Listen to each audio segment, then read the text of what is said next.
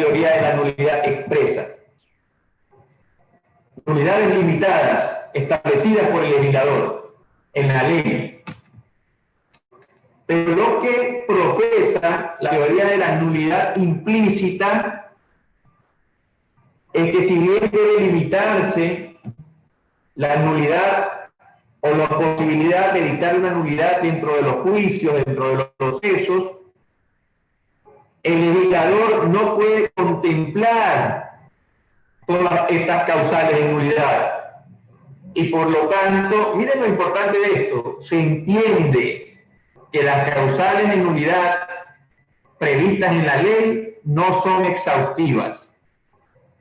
Es decir, que pueden haber otras que no estando en la ley pueden estar en la norma de rango superior y es necesario también que sean consideradas cuando no se cumplen estas disposiciones de estas normas de rango superior, que sean consideradas como vicios también que provocan la anulación del juicio. Ya vamos a entrar a analizar eso. Pero recuerden muy bien esta diferencia entre la teoría de la nulidad expresa y la teoría de la nulidad implícita. Luego hablamos de una nulidad sanable y una nulidad insubsanable. Ya hemos dicho que la nulidad es un remedio extremo. Lo mejor es convalidar. La primera herramienta del juez es convalidar. La última herramienta es declarar la nulidad. Entonces, esto el juez puede hacerlo cuando hay un vicio que se puede sanar, un vicio que provoca una nulidad relativa. Pero cuando yo ya tengo un vicio, por ejemplo, el que se produce con una solemnidad, por el incumplimiento de una solemnidad sustancial, esa nulidad es insanable. Si la nulidad o el vicio es sanable, si el vicio es sanable, yo convalido y no dicto la nulidad.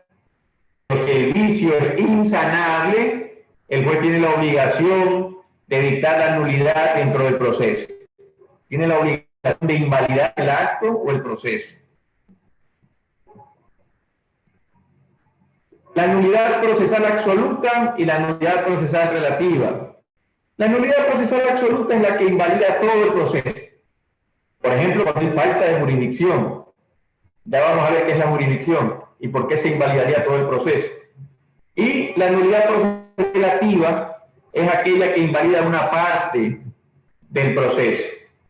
Por ejemplo, cuando hay falta de notificación a herederos, o por ejemplo, cuando se anula una sentencia. Esa nulidad solo afecta a una parte del proceso, a una parte del, en este caso, de la sentencia, o a la sentencia, que es una providencia dentro del proceso.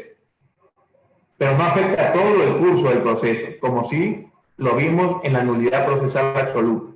Esta afecta a todo el proceso. Esto también es importante y me imagino que a ustedes les ha pasado en muchos casos que llevan en la práctica. La nulidad procesal extensible y la nulidad procesal no extensible. Pónganle mucho cuidado a esto. ¿Qué es lo que se propone a través de esto? Que la nulidad procesal invalida todo el tramo del proceso desde que se declara hasta el acto nulo, todo el tramo del proceso desde que se declara hasta el acto nulo, o si por el contrario la nulidad únicamente invalida todo lo que desde que se declara el acto nulo hasta el acto nulo, pero solamente todas las providencias que tengan relación o que dependan de ese acto nulo. Ustedes habrán visto que, por ejemplo, estamos en un juicio de inventarios. Se ha hecho el inventario, pero hay una nulidad anterior al inventario, se declara la nulidad y con eso se nulita el inventario. Entonces, lo que propone la nulidad no extensible es que esta nulidad no afecte los actos procesales que no dependan del acto nulo. Por eso la lámina dice, la nulidad solamente afecta a los actos procesales que dependen del acto viciado, pero no a los independientes de él. Todo lo que esté en el tramo de la nulidad, desde que se declara el acto nulo hasta el acto nulo, y que tiene relación con este acto nulo, que tiene existencia propia sin el acto, no debería ser del declarado, lo que proponen estas teorías. Por el contrario, la otra dice, no, todo lo que está entre la declaratoria del acto nulo y el acto nulo es inválido. De ahí que, por ejemplo, se abría una pericia en el intermedio de la declaratoria y del acto nulo, dependiendo de una u otra teoría, esa pericia tendría validez o no. La nulidad procesal es un acto que no importa la nulidad de los actos precedentes ni de los sucesivos que sean independientes de él. Es decir, que esta nulidad no puede hacerse extensible. Esta es la teoría de la nulidad no extensible. Esta no puede hacerse extensible la nulidad o la invalidez a los actos que no dependen del acto nulo, ya sean actos realizados con anterioridad o posterioridad a su declaratoria o al acto nulo propiamente dicho. ¿Ok? Tengan en cuenta eso porque son cuestiones no resueltas en el derecho procesal civil ecuatoriano, en la parte normativa expresamente, son cuestiones no resueltas, no discutidas tampoco, mucho en la jurisprudencia, pero hay que tener en consideración ya mismo con relación a las normas del COGEP para ver qué interpretan ustedes respecto de si en nuestro sistema procesal se invalidan estos actos intermedios que no dependen del acto nulo, o si por el contrario todo lo que se encuentra desde la declaratoria hasta el acto nulo es inválido. Luego hablábamos de la nulidad y de la anulabilidad, que son dos cosas distintas. El acto nulo no tiene ningún tipo de efecto jurídico desde que se origina. Y por tanto el juez puede dictar un juicio. El acto nulo no tiene ningún tipo de efecto jurídico desde que se origina. Y por tanto el juez puede dictarlo de oficio. En cambio, el acto anulable, ya lo vimos hace un momento, tiene validez jurídica y surte efectos.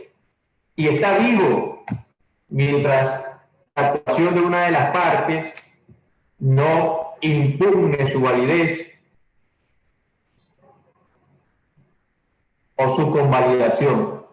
Es decir, que el acto anulable podría ser convalidado por el pedido de la misma parte.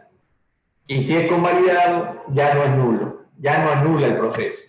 Esta es la distinción entre el acto nulo y el acto anulable. Ténganlo claro.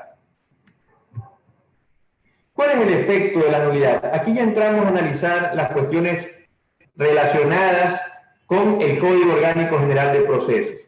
Y esto porque el Código Orgánico General de Procesos lo que hace es recoger lo que dice la doctrina procesal civil internacional. La nulidad del acto o la nulidad del proceso lo que hace es retrotraerlo al momento en que se cometió el acto nulo. Lo retrotrae al juicio al momento en que se dictó el acto nulo. Si una persona no fue citada y se declara la nulidad por esto, y se califica, por ejemplo, se convoca audiencia sin que una persona haya sido citada, lo que va a perseguir la nulidad es que se deje sin efecto la providencia en la que se convocó a la audiencia, en virtud de que, sin estar citada una de las partes, pues no podría haberse convocado a esa audiencia, pues no se le ha dado el derecho a la defensa, no se le ha permitido contestar la demanda, ¿no? Entonces, eso es, hay que tenerlo claro. Aquí a veces los jueces fallan y dictan más allá o más acá, el acto nulo, la invalidez del proceso. Y muchas veces lo hacen de una manera en que ya no hay cómo corregir el vicio porque se determinó mal la foja o el acto nulo dentro del expediente. Entonces, hay que, los jueces y las partes, los defensores de las partes deben de estar muy concentrados al momento de analizar si se ha tomado bien la providencia desde la cual debe dictarse el acto nulo, porque luego de eso pues ya no se puede dictar la nulidad de la nulidad.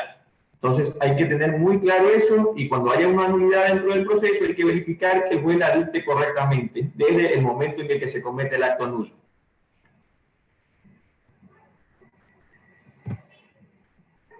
La declaración de nulidad puede ser hecha de oficio o a petición de parte. Pueden revisar el artículo 110 del COGEC para que tengan claro el panorama en este sentido.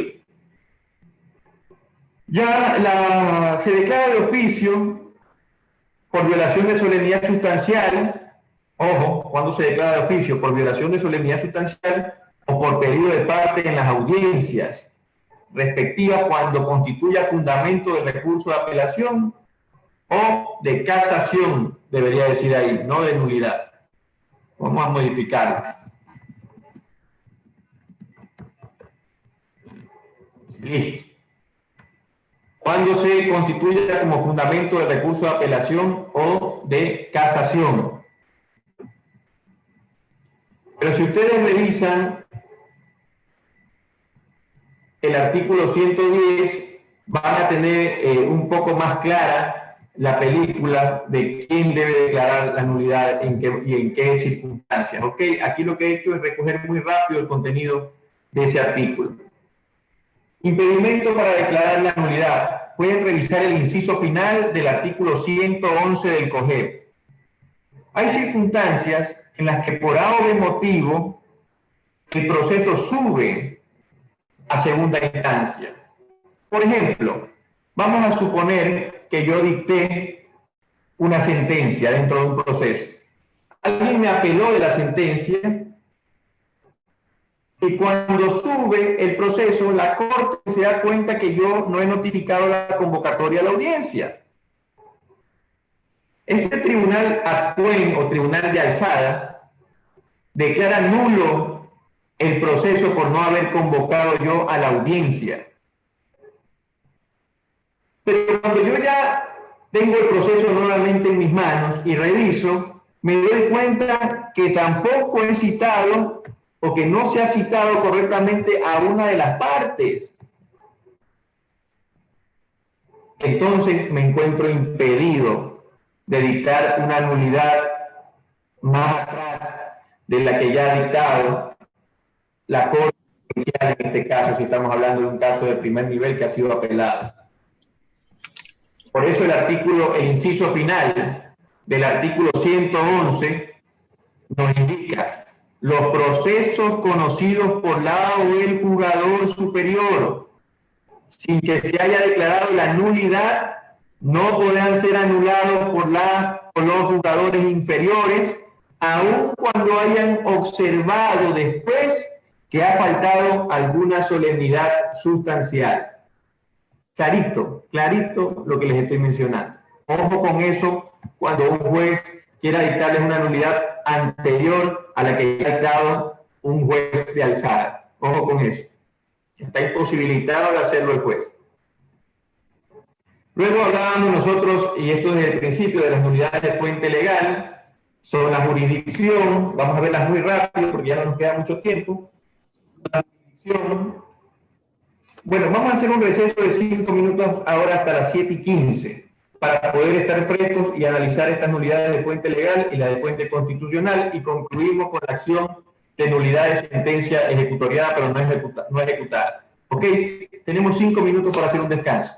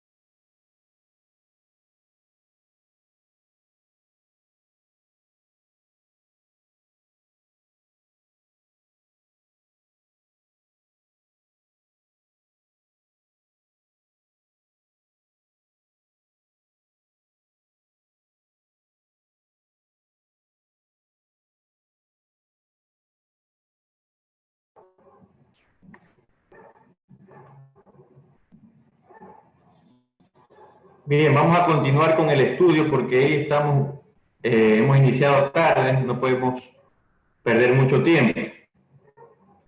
Vamos a continuar, perdón, con el estudio. Bien, como les decía, ahora vamos a analizar las modalidades de fuente legal, vamos a analizarlas muy rápido.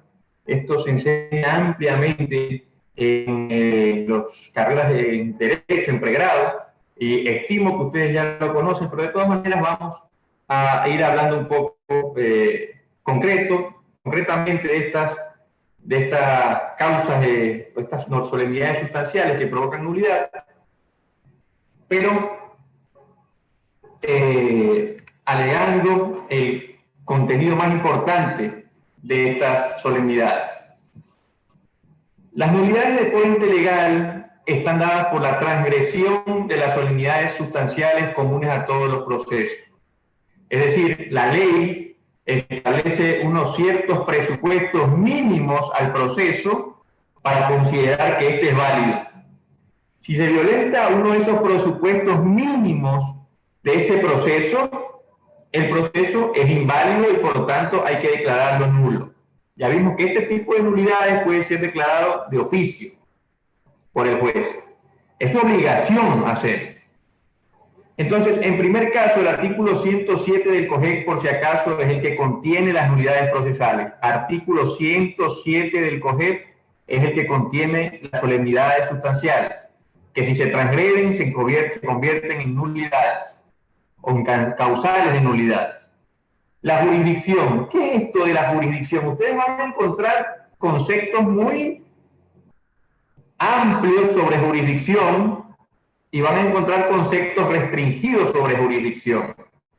Yo voy a hablar hoy de la jurisdicción como la concibe el derecho procesal civil ecuatoriano, es decir, como la potestad de juzgar.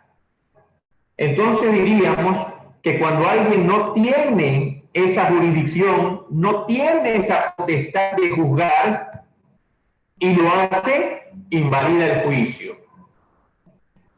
Un caso, para poner ejemplo rápido, un juez está en una audiencia, dirigiendo la audiencia y resuelve el proceso, pero no había revisado un correo o un documento en el cual ya se le había destituido antes de la audiencia. Entonces actuó sin jurisdicción porque ya no estaba investido de la potestad de juzgar. ¿Ok? Tenemos el caso de competencia del jugador en el proceso que se ventila. Esa es una solemnidad sustancial, la competencia del juez. ¿Y qué es la competencia? La forma como está distribuida esa jurisdicción, en razón de los grados, de las personas, del territorio, de la materia. La competencia en otros sistemas procesales es conocida también como la jurisdicción por ramas. Eso es la competencia.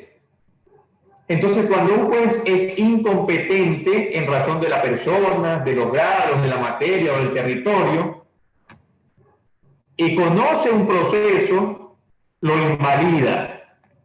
Por ejemplo, cuando un juez de materia civil conoce un asunto que debe de ser conocido por un juez de materia de familia.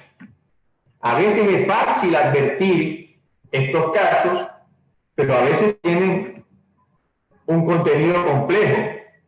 Por ejemplo, cuando hablamos de la partición, hasta antes de un fallo de la Corte Nacional de Justicia, una resolución con fuerza de ley, los jueces civiles querían que los jueces de familia conozcan también la partición de bienes comunes, no por causas relacionadas con la sucesión, sino de índole civil. Los jueces de familia, como es lógico, se oponían, porque de conocer el proceso se habría causado la invalidación del mismo por falta de competencia. La Corte ya resolvió ese problema y ha dicho que estos tipos de procesos le corresponden a los jueces civiles.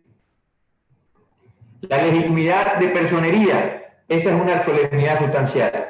Por favor, y en esto ustedes ya no pueden cometer errores, no confundir la ilegitimidad de personería con la falta de legitimación. Ustedes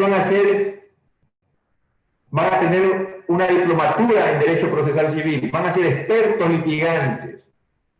No pueden confundir lo que es una legitimidad de personería, la legitimidad de personería, con la falta de legitimación. Para ser rápido, para ser breve, porque yo sé que este es un problema grave dentro del derecho procesal ecuatoriano, la falta de legitimación es la desconexión de las partes con el asunto que se discute, y la legitimidad de personería o la ilegitimidad de personería es la falta de capacidad para ejecutar actos procesales o otro tipo de actos o actos legales. ¿Ok? Para poner un ejemplo rápido y que ustedes entiendan esta distinción, yo me compro una cola de la marca X. Al comprarme una cola de la marca X, encuentro un dedo dentro de la cola. Como es evidente, yo propongo una acción de daños y perjuicios porque encontré y me bebí ese líquido que tenía un dedo, que pudo haber afectado mi salud. Pero en vez de proponerlo contra la cola X, lo propongo contra la cola Z. Entonces, al comparecer, el representante de cola Z me va a decir, oiga, yo no tengo nada que ver con este asunto. Si el que tiene que discutir esto es cola X. Entonces, esa es la famosa falta de legitimación, la desconexión con el asunto que se discute, con los hechos. Pero la ilegitimidad de personería tiene relación no con esa conexión con el asunto que es materia de la controversia, sino con la capacidad.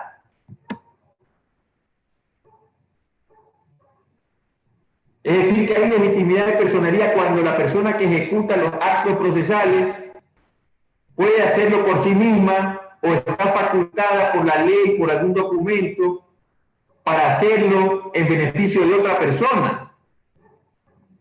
Y por el contrario, cuando no está facultada por la ley o cuando lo hace sin que la otra persona la haya facultado a través de algún tipo de documento de los previstos en la ley, entonces estamos ante la ilegitimidad de personería. En el mismo caso que les puse, en el mismo ejemplo, si yo me tomo esta cola que es de la empresa X y demando los daños y perjuicios a la empresa X en la persona del representante José, y luego se entera la empresa X y su verdadero representante comparecen al juicio indicando, oiga señor, si bien nosotros somos alguien demandada a la empresa X, la persona que se demandó como representante legal de la empresa no es pues el señor José, es el señor Juan. Por lo tanto, José no tiene capacidad para representar a la empresa ni ejecutar actos procesales válidos en nuestra defensa. Declare la nulidad del juicio por ilegitimidad de personería. Ojo, ojo, tengan en cuenta eso. Ya la doctrina ha determinado, pueden revisar este libro que es muy bueno, Defensas y excepciones en el procedimiento civil de Manuel Gama. Ya este libro recoge abundante jurisprudencia en este sentido, en materia procesal civil.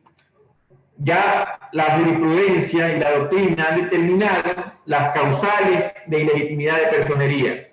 Por ejemplo, quien por sí solo no es capaz de ejecutar un acto. Un niño de 2 años de edad no es capaz, no puede demandar. El que afirma ser representante legal y no lo es. Yo digo que soy representante legal de José y no soy, no tengo ningún documento que me habilite para eso.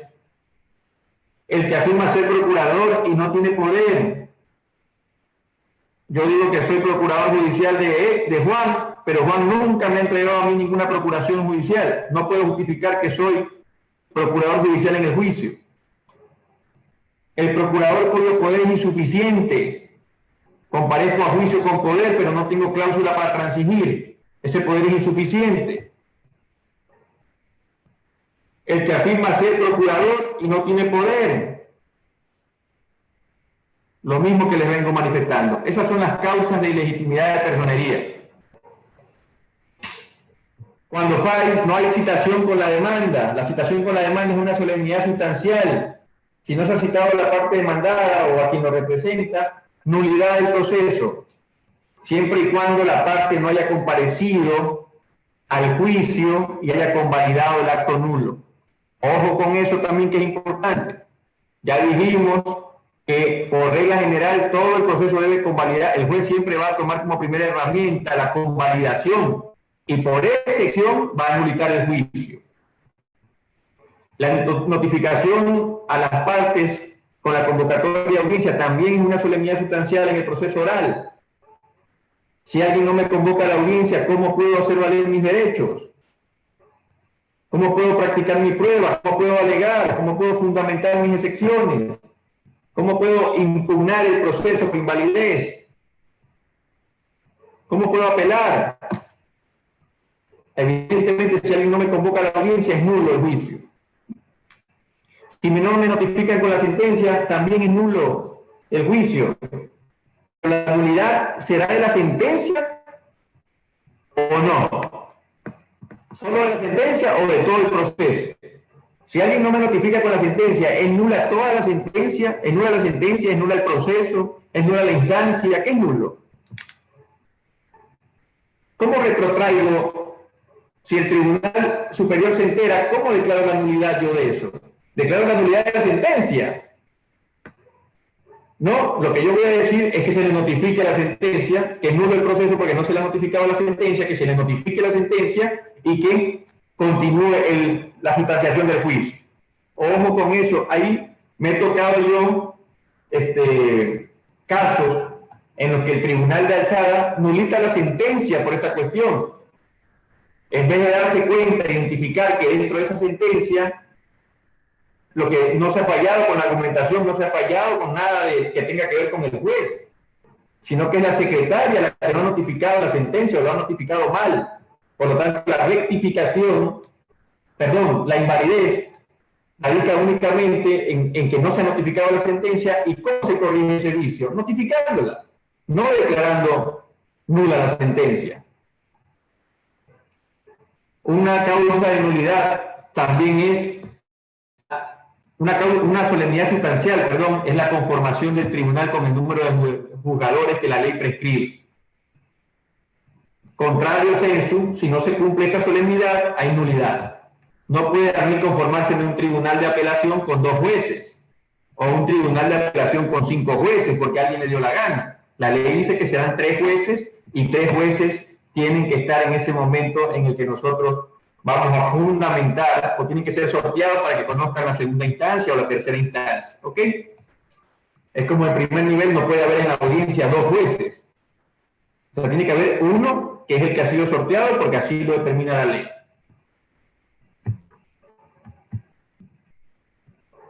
Ahora bien, esto tiene mucha resistencia sobre todo en el derecho procesal civil, porque como ustedes saben, el derecho procesal civil, los procesalistas civiles tienen puntos encontrados con el constitucionalismo. ¿Por qué? Porque por lo general el procesalista civil o el que hace derecho civil siempre ha estado ligado a una concepción privada del derecho, a una concepción donde no debe haber intromisiones, donde el contrato, por ejemplo, es ley para las partes y no debe abrirse una esfera de intervención tan amplia a la Constitución. Pero en general, nosotros nos vamos a dar cuenta que aquí aplica la teoría que hace un momento veníamos revisando. Voy a retroceder un poco para que ustedes se acuerden. La teoría de la nulidad implícita. Esta teoría de la nulidad implícita lo que dice es que de acuerdo al sistema jurídico y sobre todo en el constitucionalismo, se entiende que hay ciertos vicios que aunque no estén determinados en la ley, provocan la nulidad del juicio. ¿Cómo son los vicios al debido proceso? Cuando usted violenta, y ahí está la pretermisión del procedimiento, cuando usted lesiona o altera el procedimiento, usted comete una lesión al debido proceso, que no está prevista en la ley como causal, como solemnidad sustancial. Pero es tan grave el vicio que evidentemente provoca la nulidad del juicio. ¿Cuándo sucede esto? Por ejemplo, cuando usted se vuelve a una instancia, cuando alguien le apela y usted dice que este proceso, esta materia, este auto, no tiene apelación, y la ley sí la reconoce. Entonces, cuando usted altera el procedimiento, esta permisión del procedimiento es una causa que permite nulitar el juicio. Cuando usted tramita algo en un procedimiento equivocado, esto es una causal de nulidad de fuente constitucional. Este vicio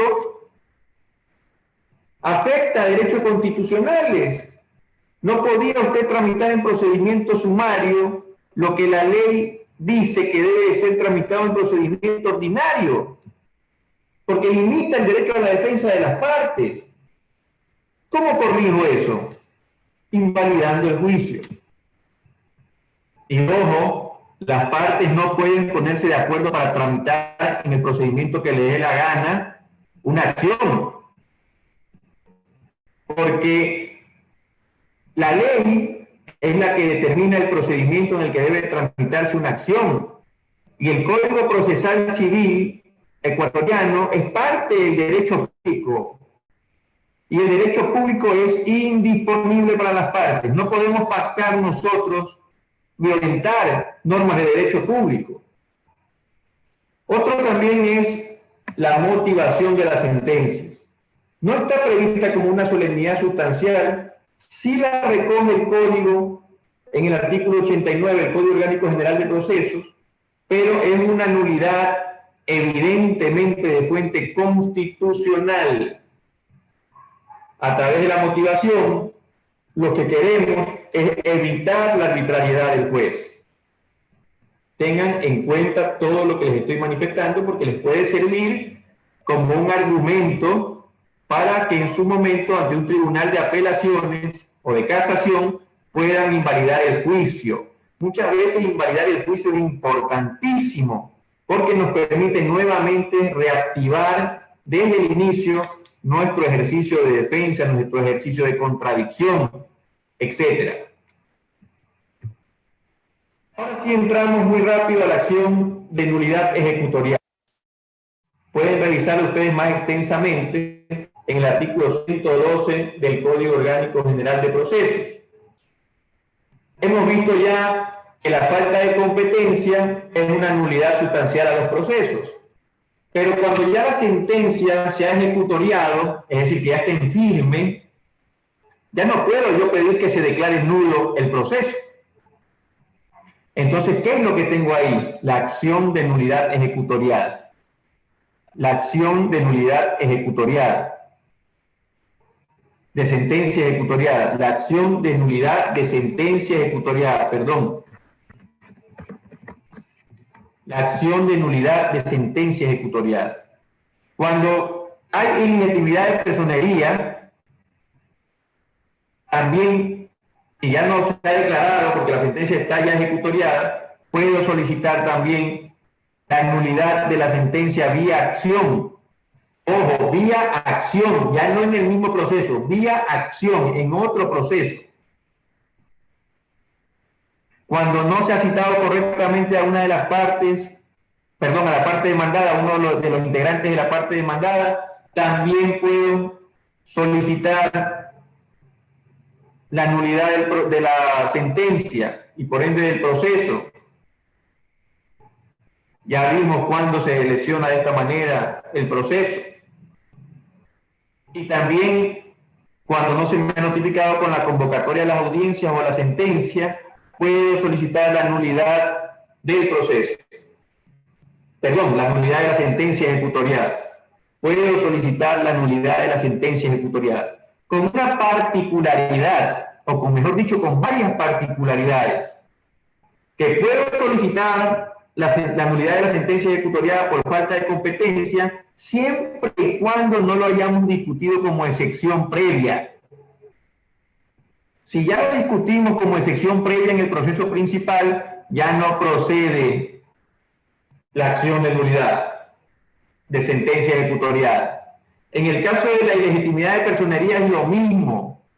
Puedo presentar la acción de nulidad de sentencia ejecutoriada siempre que no haya discutido la ilegitimidad de personería como excepción previa.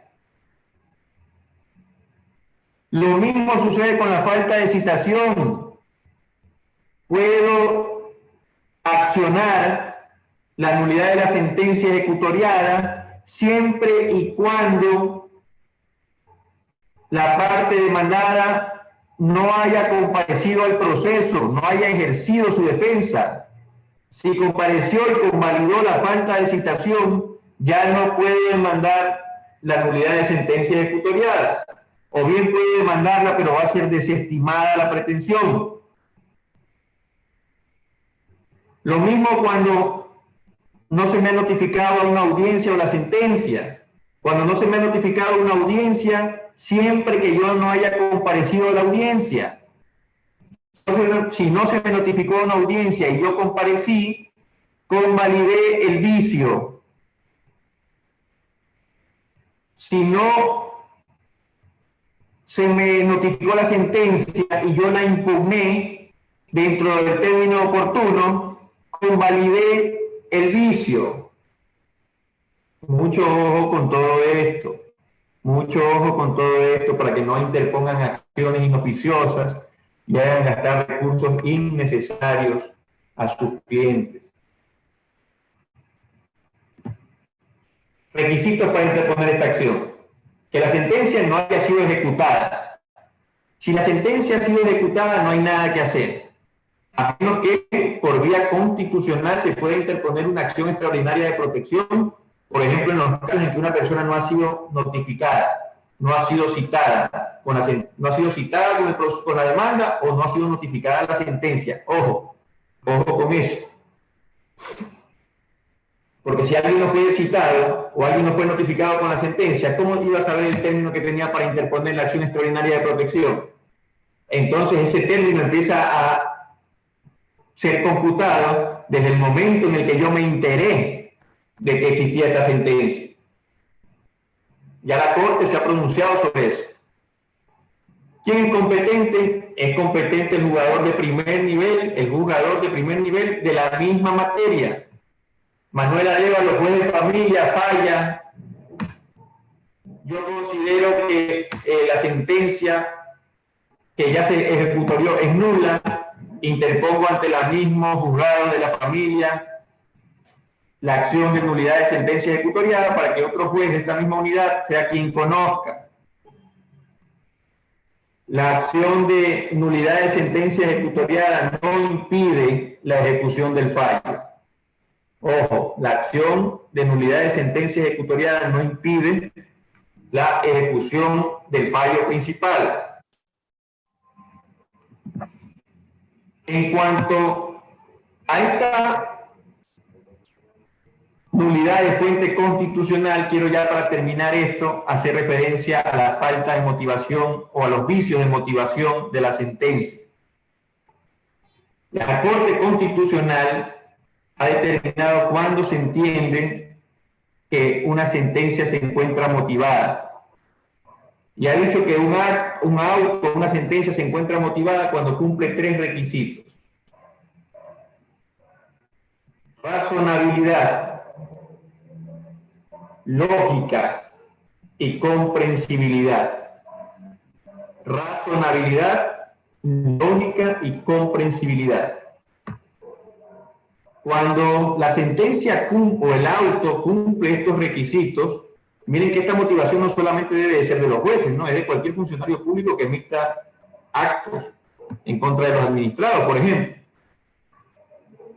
Cuando la sentencia no cumple con estos requisitos, entonces estamos frente a una sentencia nula.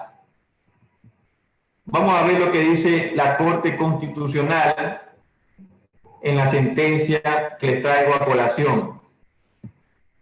Este es el caso 1388-12-EP. Pueden buscarlo ustedes para profundizar más sobre la motivación y todas estas cuestiones. La Corte dice: las decisiones judiciales, para que se consideren debidamente motivadas, deben contener al menos 3 requisitos, lo que ya les había dicho. A saber, A, razonabilidad. ¿Qué es la razonabilidad? Señores, lo que ustedes encuentran aquí es un contenido muy concreto de lo que es la razonabilidad. Ustedes van a encontrar obras amplísimas que solo tratan sobre este requisito. Obviamente la Corte lo que hace es comprimirlo para poder dictar la sentencia. Pero de ahí ustedes van a encontrar sobre la razonabilidad, sobre la lógica, sobre la comprensibilidad, textos enteros. Estos son problemas de discusión amplia. La razonabilidad para la Corte concretamente implica que la decisión se encuentre fundamentada en principios y normas constitucionales, sin que puedan incluirse criterios que contradigan estos principios. La lógica, en el sentido de que la decisión se encuentre estructurada de forma sistemática, en la cual las premisas que la conforman mantengan un orden coherente. Y la comprensibilidad es un requisito que exige que todas las decisiones judiciales sean elaboradas con un lenguaje claro y sencillo que permita su efectivo entendimiento por parte del auditorio social. Por cualquier persona debe ser entendida la sentencia, no solamente por los abogados, por cualquier persona. Como ya les digo, estas violaciones que se pueden cometer en la motivación son amplísimas y se han escrito obras enteras sobre esto. Hay muchas obras. Yo les voy a recomendar que ustedes lean esta obra si quieren profundizar sobre la motivación de los fallos judiciales. Es una obra de Roger Zabaleta Rodríguez y el título es La motivación de las resoluciones judiciales. Ahí ustedes van a advertir que hay causas de justificación interna, en el razonamiento, y causas de justificación externas. Entonces, cuando ustedes revisen esto, van a verificar que todo esto este tema es totalmente extenso. Por ejemplo, en las causas de justificación interna, ustedes van a encontrar los efectos del problema y la argumentación, es decir, que yo establezco, no he podido establecer cuál es el problema y por lo tanto la argumentación va a permitir que nos demos cuenta, la argumentación que hace el juez, que no ha entendido el problema que está tratando. Luego hay defectos en la argumentación, el juez entiende cuál es el problema que está tratando, pero construye mal la argumentación, las premisas, no hay concatenación entre lo que está analizando. Luego vienen los defectos entre la argumentación y la conclusión. El juez entiende el problema, argumenta correctamente, pero concluye contradiciendo lo argumentado. Todo esto son causas de justificación interna. Y luego tenemos los efectos entre el problema y la conclusión. Planteo un problema y termino estableciendo una conclusión que nada tiene que ver con el problema que he planteado. Y también van a analizar en esta obra los efectos, las causas de justificación externa, que son amplias, pero por decirle una, la errónea interpretación de un precepto jurídico. Es decir, el juez no sabe qué precepto debe aplicar al caso. Son muchas de estas causas de justificación externa, pero quería que ustedes sembrarles el deseo de que puedan investigar más a fondo estos temas referentes a la actuación. Hay muchos libros para poder estudiar esto, pero este creo que es el que lo hace con un mejor lenguaje que es de comprensión para un auditorio mucho más amplio.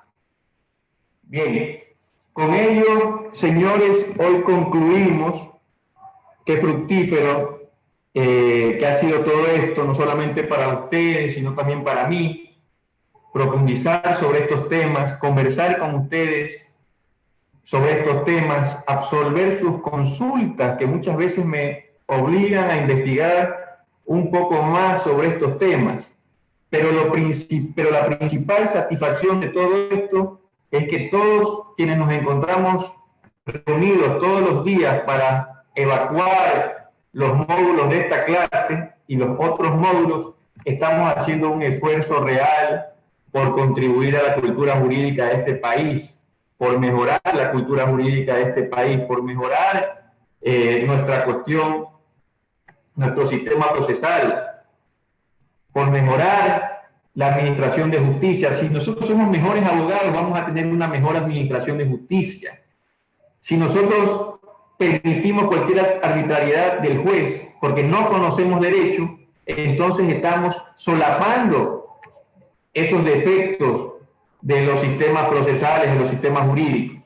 Entonces, yo los invito, como lo están haciendo, a seguir estudiando el derecho, no solamente en la rama procesal civil, sino en todas las ramas, y a seguir cumpliendo cabalmente con el rol de los abogados a nivel nacional, que es estudiar, profundizar sobre los temas jurídicos y aportar socialmente, aportar a la cultura jurídica del país.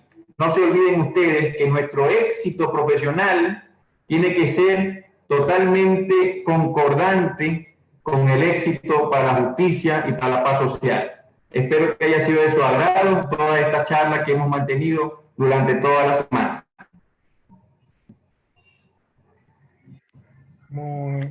Muchas gracias, doctor, por la cátedra del día de hoy. Asimismo, tenemos ciertas preguntas y aún nos queda algo de tiempo. Si usted es tan amable, pueden contestar, ya sea las escritas o las personas que han levantado la mano. Estamos a su disposición. Por favor, por la cuestión de tiempo y para que todos puedan comprender la pregunta, las personas que han levantado la mano. Perfecto. Entonces le damos el uso de la palabra a Tobar ZBS. Estimado, puede activar su micrófono y realizar la pregunta. Gracias, buenas noches, doctor Arévalo. Bueno, lo felicito por su excelente presentación. Me ha quedado muy claro. Y yo tengo una consulta porque, curiosamente, me pasó algo que recién en una audiencia que en realidad toca los temas que hemos conversado hoy y no es una pregunta de un caso puntual, sino realmente toca, como le digo, los temas de impugnación que hemos visto. En realidad, yo estaba patrocinando a una parte que era demandada, codemandada en un caso, y parte de mi defensa fue proponer una excepción previa de falta de legítimo contradictor pasivo, porque mi clienta en definitiva no tenía nada que ver con el caso. La jueza la acepta y mi contraparte, la actora, apela de esa decisión y la jueza concede esa apelación con efecto diferido, cuando en realidad debió haber sido concedida con efecto suspensivo, conforme manda el COGEP. Y en realidad, a mí sí me quedó la duda, porque para mí ese auto interlocutorio que concedió ese recurso de apelación con un efecto que no corresponde sería nulo. Lógicamente no está dentro de las causales de nulidad el tema, como usted lo ha mencionado en la clase de hoy, el tema de la falta de legítimo contradictor pasivo, sino el de legitimidad de personería. Y mi pregunta en realidad es, en casos como estos, yo creo, o lo que yo supuse es, yo no me quise esperar hasta el final en la sentencia para reclamar la nulidad, porque inclusive me parecería que de alguna forma no corresponde al espíritu del COGEP, quizá relacionado con nulidades, aunque el tema no es muy claro, pero sí me llamó la atención porque un poco toca los temas que usted ha mencionado. Y mi pregunta puntual es, en casos como estos, la nulidad se debe reclamar en ese momento de lo que le entendí en la clase de hoy, es decir, cuando ocurre un auto o un acto como este que sí puede acarrear una nulidad procesal.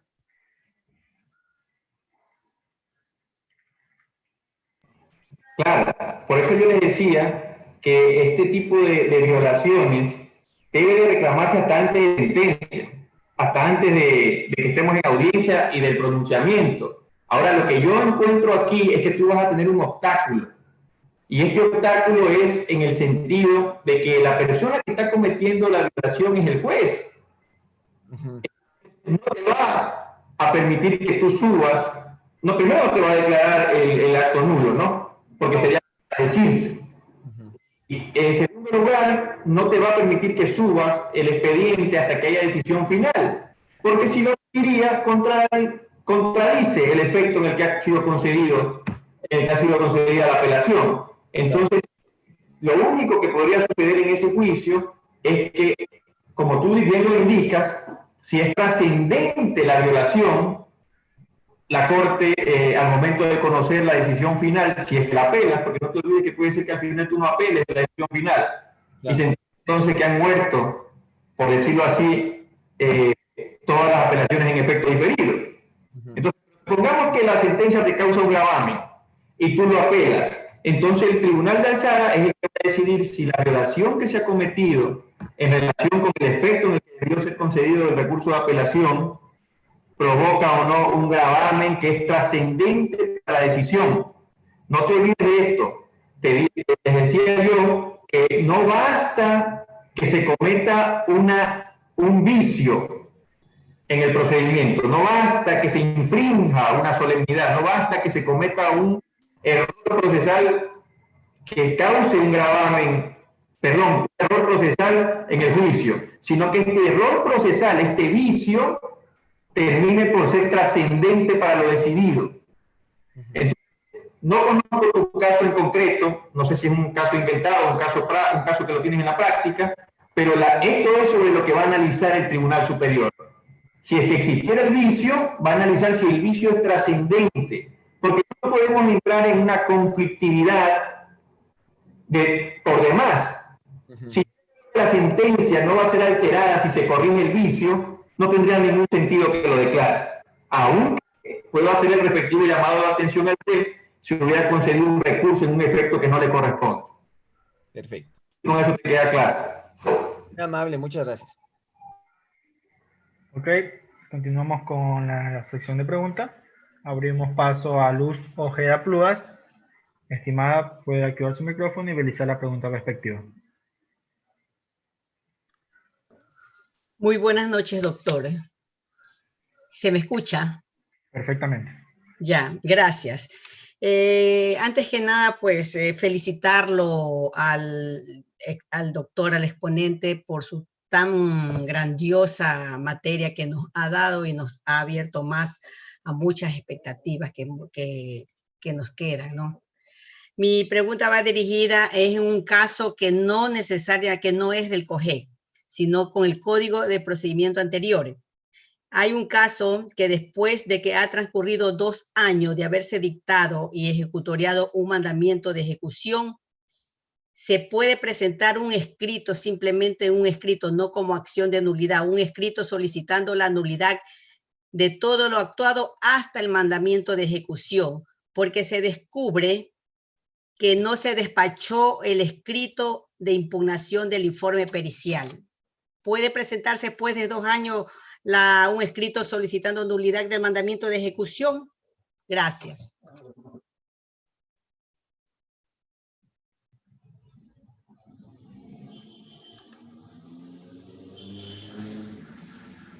¿Aló?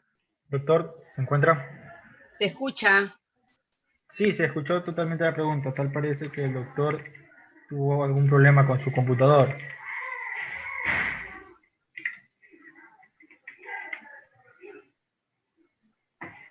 Desapareció. Bueno, aprovecho este momento para agradecerles a todos su constante participación activa. El día de hoy, el ingeniero Paul, al igual que ayer, no nos pudo acompañar. Estamos con el asistente técnico, que es nuestro amigo Dicado. Esperemos que el maestro logre conectarse para poder absorber la última pregunta. Ya estamos cerca también de la hora de concluir este módulo. Quería, en nombre de la organización y de todos los que estamos al frente de este mega evento, agradecerles a todos ustedes por su importante comunicación constante con nosotros. Decirles también que nos sentimos muy a gusto porque hemos podido romper esa ciberfobia y nos hemos dado cuenta porque hemos comenzado a medir el nivel de seguimiento al académico, en este caso el seguimiento que están dando nuestros participantes, y nos damos a bien de cuenta que la gente se está conectando a través del uso de la plataforma. También podemos connotar que existe una preocupación por la asistencia. Recuerden, Sí. eso dejamos también claro, recuerden que la asistencia está aperturada toda la semana por cada módulo. Así que los que no hayan podido colgar la asistencia durante este módulo tienen la posibilidad, una vez de revisado el material que está en el aula virtual, colocar la correspondiente asistencia. Quería también expresarles que ya nos apresuramos al módulo número 10 y vamos a hacer una especie de una suerte de recopilar el banco de preguntas. No lo hemos hecho antes, pero vamos a tratar de darles algunos bosquejos de cada uno de los profesores para que comiencen a revisar el material y comiencen a estudiar básicamente cuáles serían las opciones de preguntas para esta posible evaluación multi-choice. Eso, decirles también que estamos contestando constantemente y haciéndoles el seguimiento a todas sus peticiones. Hemos encontrado un buen número de participantes bastante activo y nos permite medir que el 80% de estudiantes, en la media que hemos hecho, son estudiantes sincrónicos y un 20% asincrónicos. Eso es básicamente a quienes me están escribiendo por interno, me están solicitando algún tipo de documentos, certificaciones de que están cursando el evento, porque están en algún concurso o peticiones. Por favor, yo estaré siempre atento de poderlos recibir de manera interna, ¿no? Davis, ¿me confirma si por favor el profesor pudo ingresar nuevamente a la sala? Exacto, ya el doctor ingresó con su celular y puede contestar la pregunta. Doctor, ¿me confirma si escuchó la pregunta?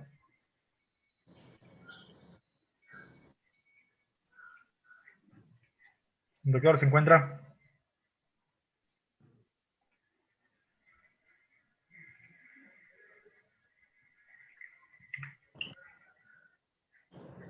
No podemos escucharle, doctor. ¿Le parece, David, si yo converso un momento más con los participantes? Hasta eso usted... ¿Pueden escuchar ahí? ya, perfecto. Ahí lo tenemos. Ahora. Las preguntas, porque mi computadora se frizó. Entonces repito. Entonces Por repítame. favor. Ya. Sí, por favor. Ya, gracias. Este caso no es con el COGEC, sino con el Código de Procedimiento anterior.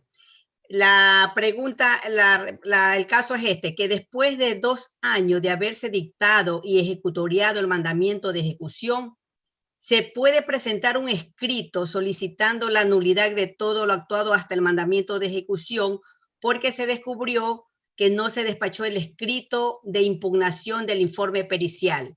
Después de 2 años transcurridos, ¿se puede pedir la nulidad de un mandamiento de ejecución con un simple escrito?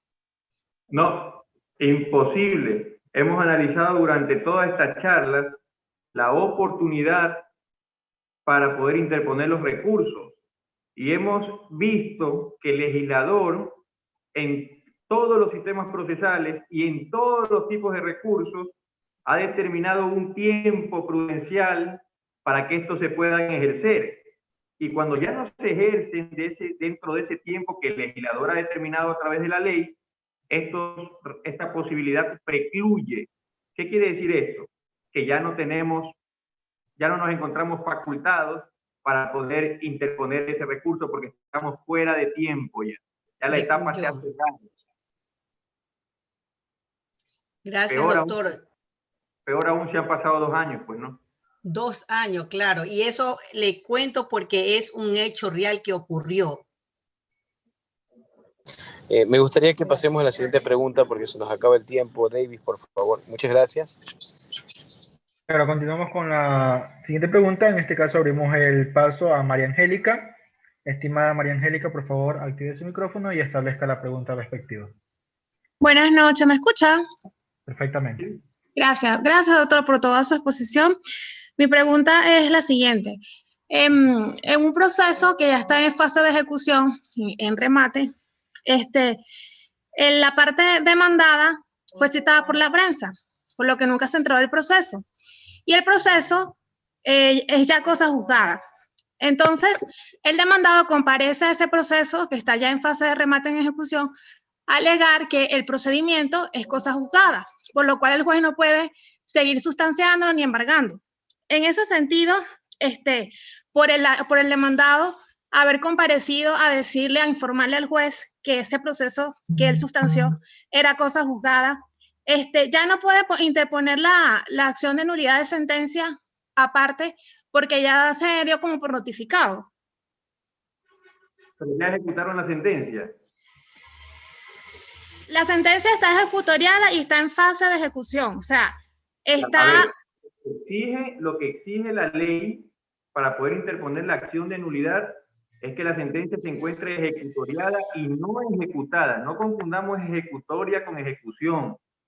La ejecutoria es la firmeza del fallo, el hecho de que pasa a ser tránsito de cosas juzgadas.